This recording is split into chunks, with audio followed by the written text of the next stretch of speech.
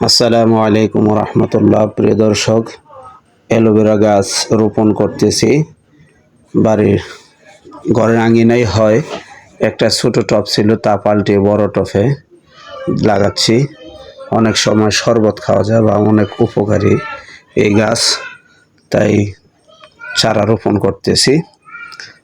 অবশ্য আরও অনেক চালের নিচে আবাদি গাছ আছে, উপকারী প্রয়োজনীয় অনেক গাছ আবাদ করেছে, আলহামদুলিল্লাহ খুব সুন্দর হয়েছে। তাই এই গাছটাও হচ্ছিল, কিন্তু টব ছোট হওয়ার কারণে তাই এটা টব পাল্টিয়ে দিচ্ছি।